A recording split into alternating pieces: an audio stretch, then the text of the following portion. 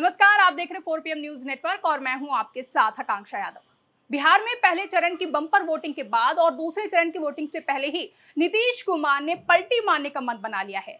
साथ ही आखिर क्यों अमित शाह की मीटिंग में आधे घंटे अमित शाह ने इंतजार किया, उसके बाद भी नीतीश कुमार ने अचानक मीटिंग कैंसिल कर दी। इन सभी सवालों के जवाब लेंगे, साथ ही साथ शिंदे से लेकर नायडू क्यों बिहार भाग रहे हैं, इस पर भी चर्चा करेंगे। चर्चा के लिए हमारे साथ मौजूद है प्रियंका जी। प्रियंका जी, क्या लगता है, पहले चरण की वोटिंग जिस तरह की हुई है और जिस तरह से जनता ने सत्ता परिवर्तन के संकेत दे दिए हैं, क्या लगता है दूसरे चरण की वोटिंग से पहले अमित शाह की टेंशन बढ़ चुकी है? काफी से ज्यादा टेंशन बढ़ती हुई नजर आ रही है। दूसरे चरण के चुनाव प्रचार की अगर बात की जाए तो नीतीश कुमार ने प्रधानमंत्री नरेंद्र मोदी से लेकर एनडीए की सभाओं से फुल ऑन दूरी बना ली है।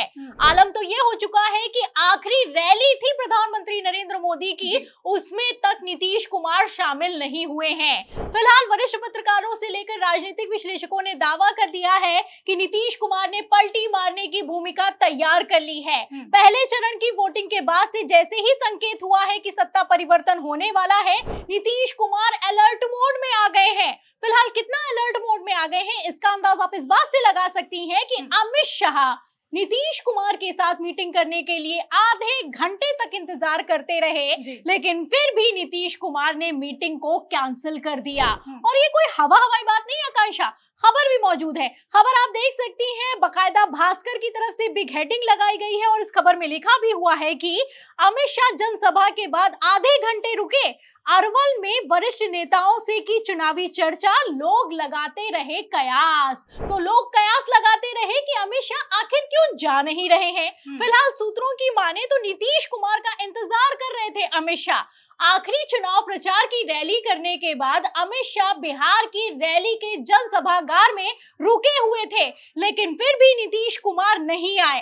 ऐसा आमतौर पर नहीं देखा जाता है। जैसे ही रैली खत्म होती है, अमित शाह आनन फानन में वहां से निकल जाते हैं। फिलहाल जिस तरीके से धुआंधार चुनाव प्रचार हुआ है आखिरी दिन, आपको बता दें आकांक्षा, आधे घंटे की तो कुल मिलाकर अमित शाह ने रैली की है, लेकिन उस रैली में जो कि अरवल की थी, उसमें आधे घंटे तक आखिर क्यों इंतजार कर रहे थे अमित शाह, इसको लेकर खबर ये निकलकर सामने आई है कि नीतीश कुमार जब नहीं आए तो अमित शाह ने अंत में अरवल के कुछ वरिष्ठ नेताओं के साथ गुप्त चुनावी मंत्रणा की है। तो गुप्त मीटिंग हुई है, खेल समझिए। एक तरफ नीतीश कुमार ने मीटिंग को कैंसिल किया है, वहीं दूसरी तरफ अमित शाह ने भी स्थिति को भांप लिया है। सीक्रेट मीटिंग की गई है। फिलहाल इस सीक्रेट मीटिंग में क्या कुछ हुआ है, इसको लेकर तेजस्वी यादव ने बड़ा खुलासा किया है। जी, बड़े नेता जो कई दिनों से बिहार में जो है डेरा डाल के बैठे हैं, भारत के गृह मंत्री लगातार जो है अधिकारियों को फ़ोन कराना,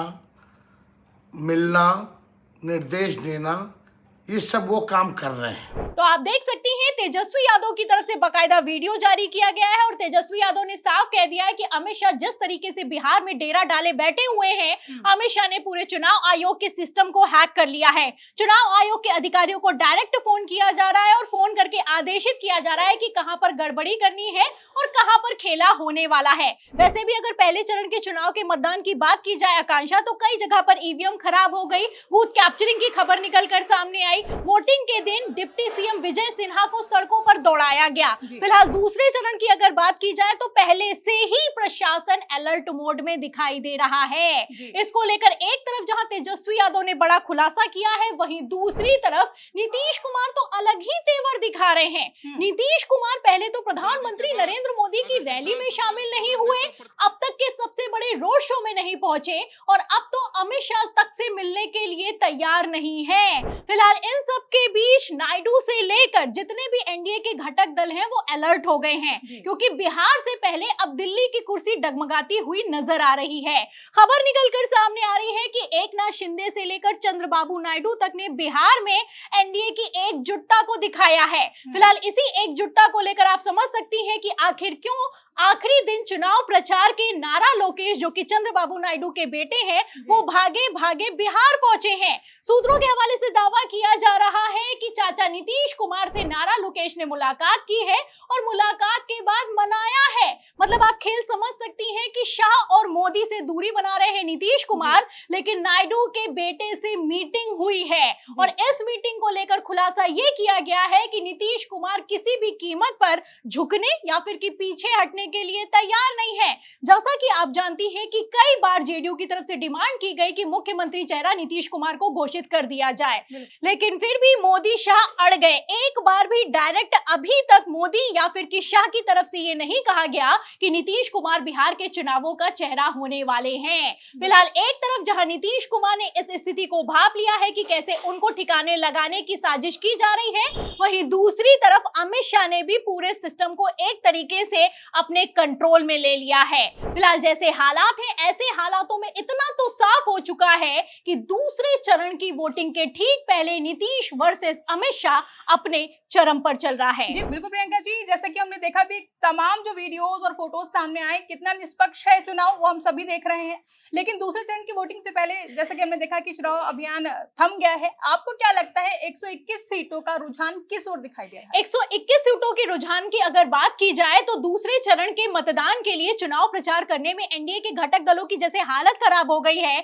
जैसे प्रधानमंत्री नरेंद्र मोदी चुनाव प्रचार का समय खत्म होने के पहले ही अपना चुनाव प्रचार खत्म करके बिहार से भाग खड़े हुए हैं। ऐसे में इतना तो साफ है आकांक्षा कि बिहार का चुनाव शाह वर्सेस नीतीश में बुरी तरीके से फंस गया है। खबरें तो यहां तक निकलकर सामने आ रही है कि पवन सिंह समेत कई बड़े दिग्गज नेता चुनाव प्रचार तक करने के लिए नहीं गए हैं आखिरी दिन के चुनाव प्रचार में, जिसके चलते समर्थक भड़के हैं और तो और कुर्सियां तक तोड़ दी गई हैं। खबर तो ये भी निकलकर सामने आ रही है कि चिराग पासवान के कार्यकर्ताओं ने भारतीय जनता पार्टी के सांसद का पुतला फूंक दिया है, जिसके चलते सम्राट चौधरी ने अचानक से अपने कार्यक्रम को कैंसिल कर दिया है।